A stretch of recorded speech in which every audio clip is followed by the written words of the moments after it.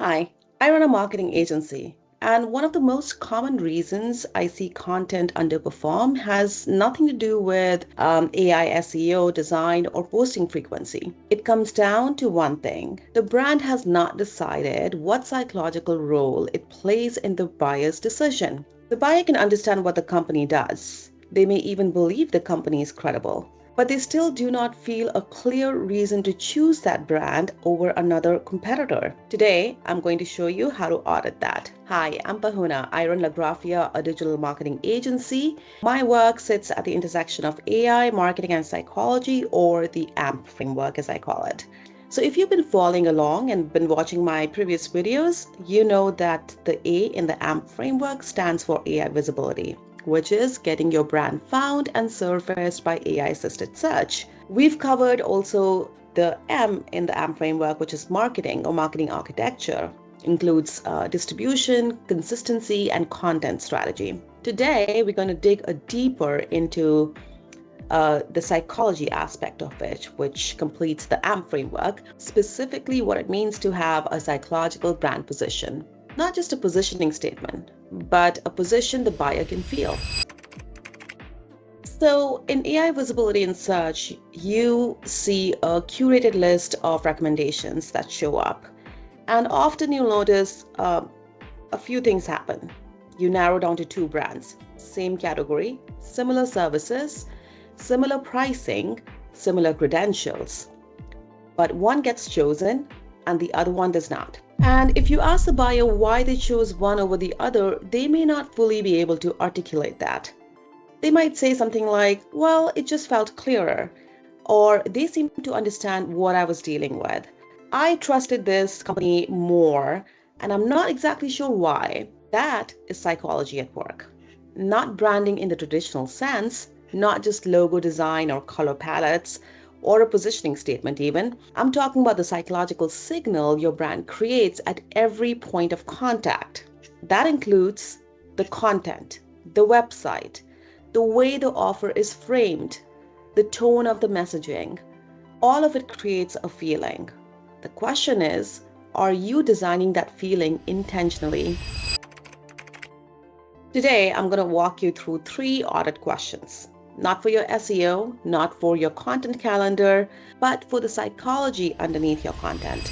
These are the 3 questions. Number 1, what emotions does your brand consistently create? Number 2, does your content reflect the buyer's reality?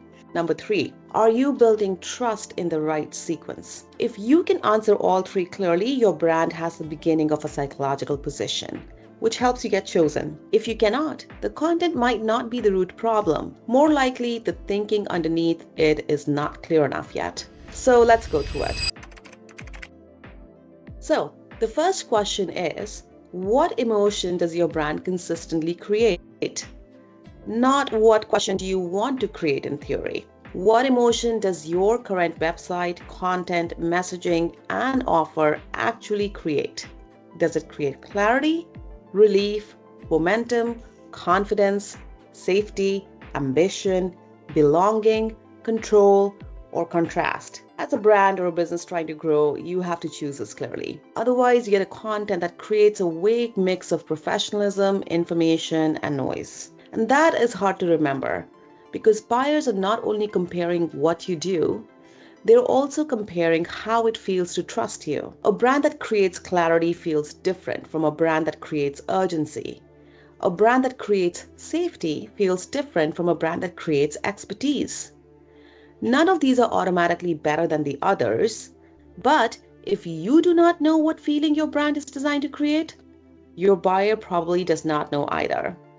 So the first audit question is, what is the primary emotion your brand should be associated with? If the answer is all of them, the position is probably not clear enough yet.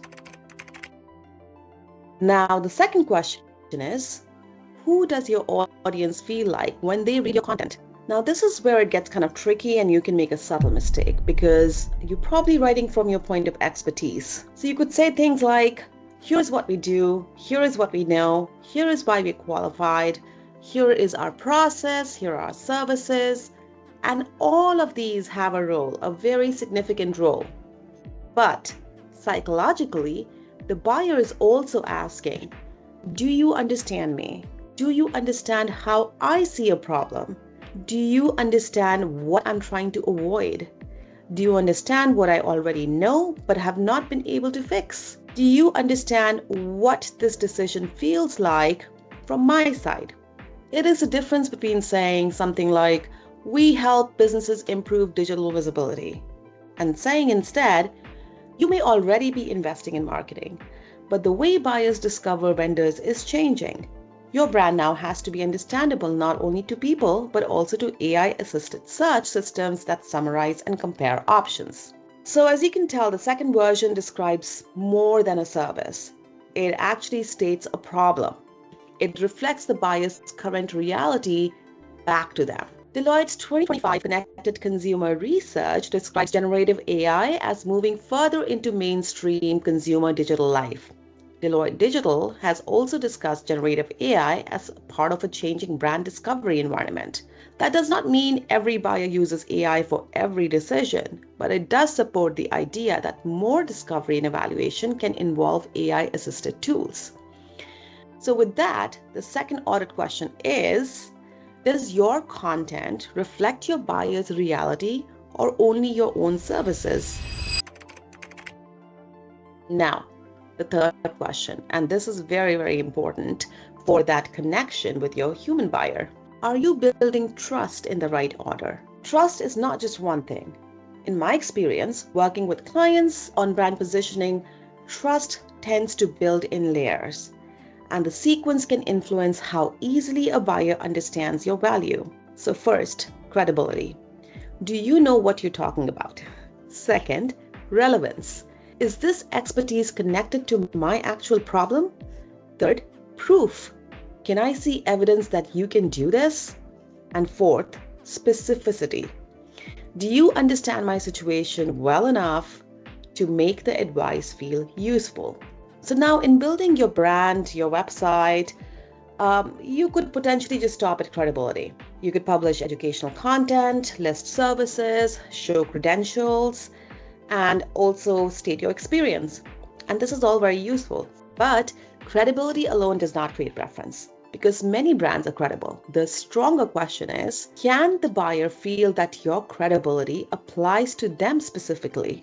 That is where relevance, proof, and specificity come in. So for example, your website should not just say something generic like, we know marketing. It should help the buyer understand. We understand the kind of decisions you're making, the risk you're trying to reduce, the outcome you need, and why this is important right now. That is a different kind of trust.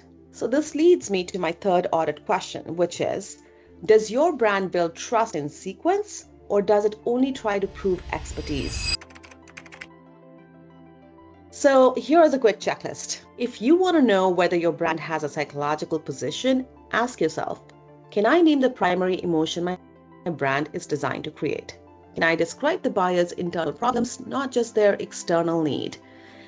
Can I explain what my audience already believes about themselves? Can I see what risk my brand helps reduce? Can I show why my approach feels meaningfully different from the category? Can I prove trust through examples, not just claims? Can I make the buyer feel recognized before I ask them to convert? If the answer is no, your brand may be visible, but not yet psychologically distinct. And this is one reason content can underperform. It is not only because SEO is wrong or AI did not discover you.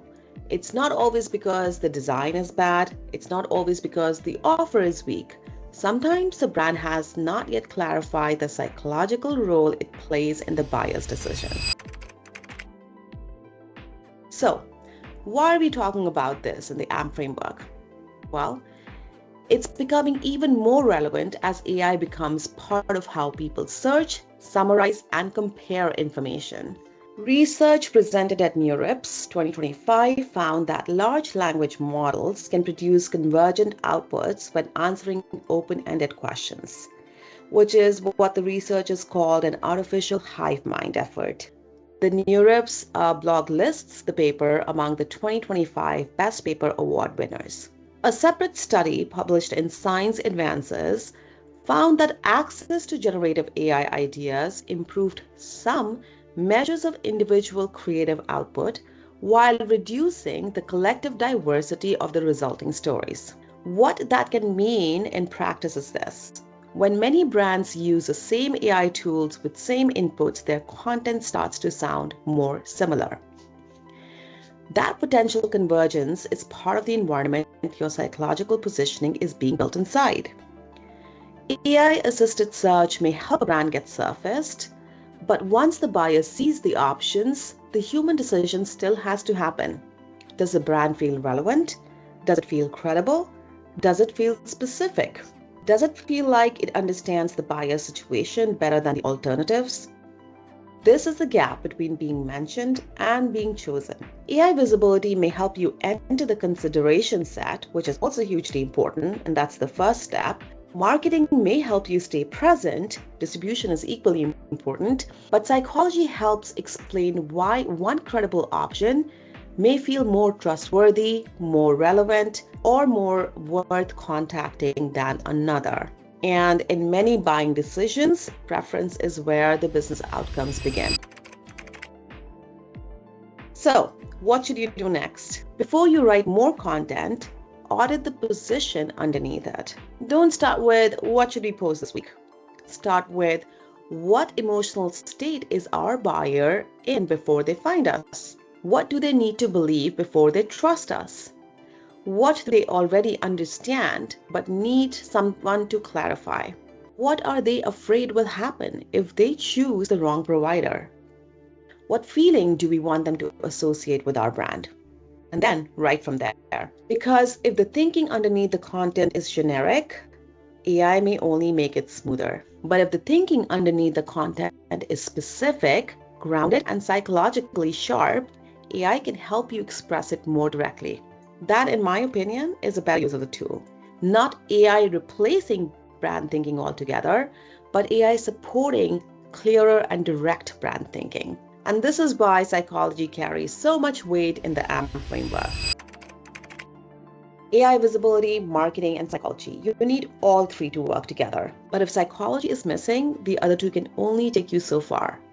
You can be visible and still forgettable. You can be distributed and still be ignored. You can be mentioned and still not be chosen. So the question is not just, can AI find your brand? I think the better question is, when AI and buyers find you, do they understand why you're there and why they should choose you? That is the psychological positioning. Hi, I'm Pavona, and in the next coming weeks, we'll be doing a lot more different series on AI and new information regarding AI that's coming up as we all learn to adapt. If this information is helpful to you and you're trying to build your brand or your business, please subscribe. I'll see you in the next one.